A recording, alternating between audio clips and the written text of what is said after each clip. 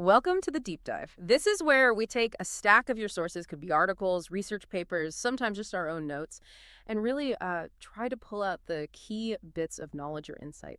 Today, we're diving into a company that honestly probably touches your life every single day, often without you even realizing it. And look, if you're someone who flips over your moisturizer to check the ingredients list, well, this one's definitely for you. We've got this really intriguing document here. It's a brand new patent application from this massive company, and it's all about something that sounds pretty simple: seaweed extract. But get ready, because there are some surprising connections here. Might change how you think about what's in your bathroom cabinet, and maybe even what's on your dinner plate. Yeah, definitely. So our mission for this deep dive is to really peel back the layers on this specific patent. It's US 2025000889749A1, published just this year, March 20th, 2025. Yeah. So it's fresh. We want to look at the ingenious innovation it represents and maybe zoom out a bit too. See how a global giant like Unilever approaches science discovery, how they connect what seem like totally different fields. It's kind of about seeing how their deep scientific knowledge in, say, one area can suddenly spark an idea somewhere else entirely unexpected. Okay, let's unpack Unilever then. When you hear that name, what pops into your head? For a lot of people, it's just this huge collection of brands, right? And they'd be right.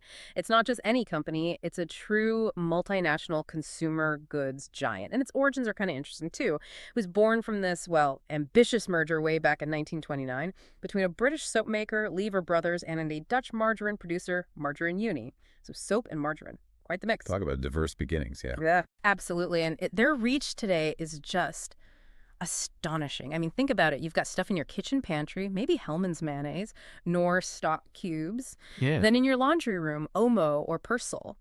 But for many of us, and especially, people really focused on personal care, Unilever's big presence is probably felt most in the bathroom. You might not always connect the dots back to the parent company, Unilever itself, but if you've ever used Dove soap or maybe moisturized with Vaseline, Classic. right, or used Pond's cold cream, chances are you've used a Unilever product. They have this huge, almost like everywhere presence in personal care and skincare worldwide. And what's really fascinating, I think, is how companies of this sheer scale, like Unilever, manage to keep innovating across such an incredibly broad range of products. They don't just buy up popular brands and let them coast. Right. No, they're constantly pouring resources into R&D, developing new tech, new ingredients, new ways of formulating things. And these innovations, especially in a super competitive area like skincare, they protect them really carefully with extensive patent portfolios. Which brings us right back to this document we're looking at today. It's like a little window into that ongoing innovation engine. Okay, so let's stick with skincare for a second. We know Unilever's big. We know they own brands like Dove, Vaseline, Pond's. But what does that innovation actually look like in the skincare space? What kind of scientific muscle are they flexing there? That's a great question, because it goes way beyond just having lots of brands. Unilever invests heavily in fundamental science. Their skincare patent portfolio is, well, it's massive. It covers everything you can imagine. Novel anti-aging compounds, advanced hydration technologies. They patent specific ways to make ingredients work better, like delivery systems, so the actives actually get into your skin. Okay, so it's not just mixing stuff together. Not at all. Think about the research into the skin microbiome, making products that work with your skin's natural bacteria. That's a huge area. Or developing sustainable ingredients. That's big now, too. Consumers want effective products, sure, but they also care about the planet. Right. So they might patent a new method for stabilizing, say, vitamin C so it stays potent longer in the jar, or a specific mix of lipids designed to repair your skin barrier, or even a unique way to extract something from a plant to boost its benefits. It's really about pushing the science, dermatological science, to solve actual skin concerns people have. That really paints a picture of serious R&D. It's not just marketing spin. There's deep science behind it. Okay, so staying with skincare. When you, as someone who cares about their routine, hear seaweed extract, what comes to mind? Probably like luxurious spa stuff, right? Yeah. Hydrating serums, maybe a calming green face mask. Exactly. That's the common association. And seaweed has definitely earned that reputation in the beauty world. It's known for having lots of beneficial properties for the skin. Absolutely. Yeah. And if we connect that to the bigger picture, seaweed is just incredibly versatile, a real powerhouse from the ocean. As the patent document itself notes, and science generally agrees, seaweed's been used for ages for a huge variety of things. So yes, cosmetics, but also pharmaceuticals. It has bioactive compounds. used in biology research. And of course, people eat it in many cultures. Right. It's a primary producer in marine ecosystems. Comes in all shapes and sizes. Tiny microalgae you can barely see, all the way up to giant kelp forests, hundreds of feet tall. So what makes it so good for skin specifically? Well, it's generally packed with goodies. Mm-hmm. Vitamins, minerals, amino acids, antioxidants, loads of stuff. These things can help with hydration, calming inflammation, protecting your skin from, pollution and sun damage, environmental stressors. Okay. So you find it in moisturizers, cleansers, anti-aging treatments, all sorts of products. The patent document actually mentions several types in its background section. Things like Fucus auratus, Fucus vesiculosus, those are types of brown algae, often called rack. Also Ovolactuca, which is sea lettuce. Sea lettuce, okay. And Porphyra umbilicalis, that's a red seaweed, sometimes called laver, and Gracilaria gracilis. These aren't just random names. Each one has a slightly different chemical makeup, different properties.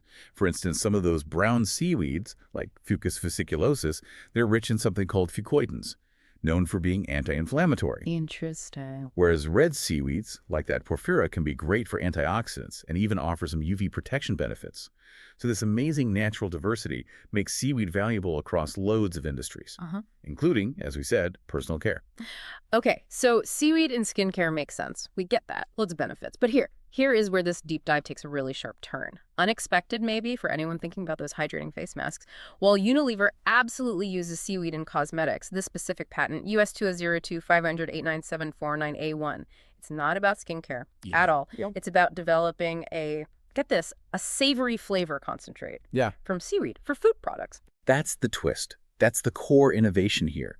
They're creating a natural flavor compound, specifically one that gives you that umami, that rich, savory, almost mouth-filling fifth taste. Right, like mushrooms or soy sauce kind of thing. Exactly, that kind of depth. And also meaty notes, all from seaweed, for savory foods.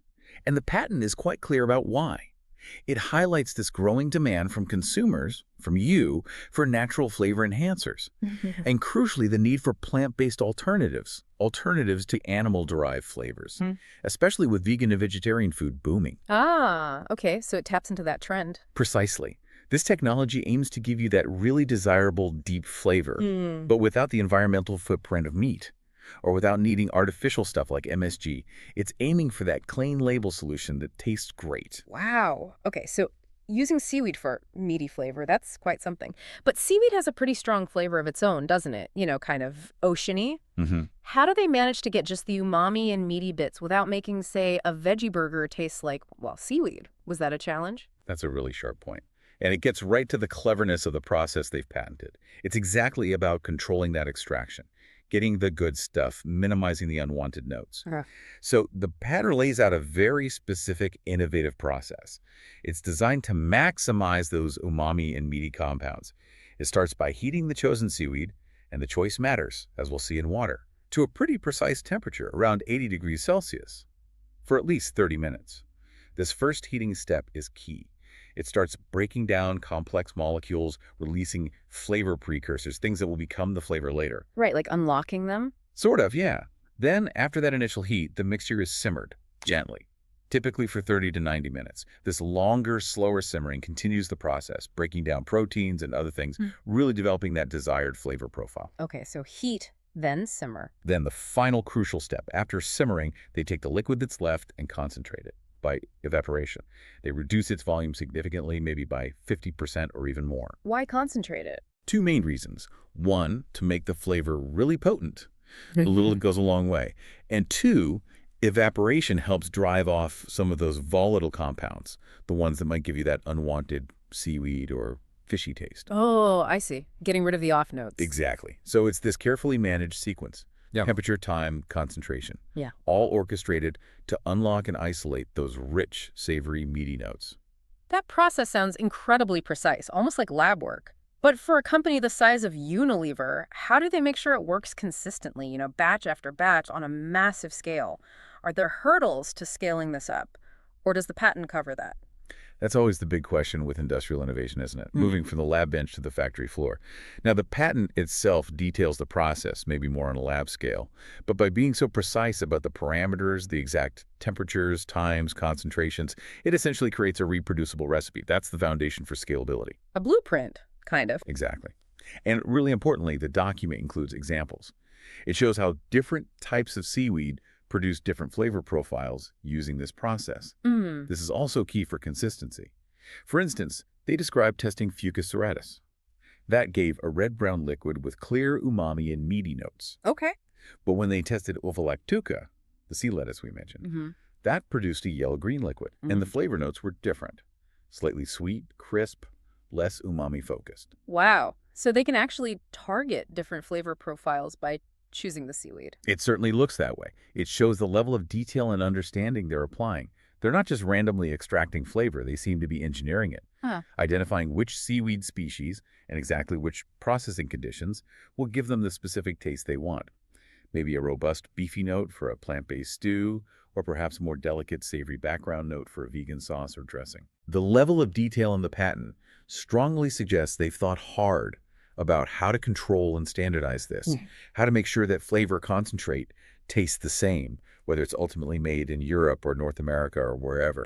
Well, it's genuinely fascinating. It's this mix of biology, chemistry, and almost culinary science, isn't it? It really brings home how one single ingredient, something like seaweed, can be used in such incredibly different, unexpected ways. From helping your skin look hydrated to making your dinner taste more delicious, naturally, plant-based. Yeah. This patent is basically giving them a clean label flavor enhancer, a way to get that rich taste without artificial additives or animal products. Precisely. And it's more than just a clever use of an ingredient, I think. It really speaks to leveraging deep scientific knowledge across what look like separate areas. Think about it. Understanding biomolecules, proteins, carbohydrates, amino acids, how they behave, how they break down. Well, whether you're trying to figure out how a protein gets absorbed by the skin or how to break down proteins in seaweed to create a savory flavor, some of the underlying scientific principles overlap. Huh. Never thought of it like that. This patent feels like a prime example of a company taking this holistic view. Looking at a natural resource like seaweed, understanding its fundamental properties, and then applying their R&D smarts to unlock totally new value. It drives product innovation, obviously, but in this case, it also contributes potentially to more sustainable food systems, which is a huge plus. Okay, this deep dive really has delivered that aha moment. A company you probably know mainly for the creams and soaps in your bathroom cabinet is also right there at the cutting edge of food science, innovating with seaweed, of all things, to make food taste better. It just shows how scientific discovery doesn't always stay in neat little boxes, does it? It crosses boundaries. Yeah, and it raises a really interesting question, I think, for all of us to mull over. We live in a world that wants effective skincare and sustainable food, often plant-based food. So how do these big companies like Unilever use that deep, shared scientific knowledge base they have? How do they bridge these worlds that seem so separate? Right. It seems to be about really understanding the fundamentals of natural ingredients, seeing the potential, applying it in new, sometimes really surprising ways, and then, of course, protecting that intellectual property, like with this patent, to get a competitive edge. It's strategic innovation in action, really, using something versatile like seaweed almost as a platform. So maybe next time you're smoothing on a serum or maybe tucking into a really tasty plant-based meal, take a second. Think about the hidden layers of science and innovation that might be behind it. We've seen how Unilever, a company just woven into our daily lives, is pushing boundaries with something as humble as seaweed, turning it into a skincare hero and a breakthrough flavor ingredient. Quite the journey for seaweed. It really is. And it makes you wonder, doesn't it, how many other products that you use every day have this kind of hidden innovation inside, often in areas you just never expect. What other familiar brands might be picking up equally surprising breakthroughs right under our noses? It's a good reminder, I think, that discovery isn't just about brand new things, but sometimes about making connections between things we already know, unexpected connections.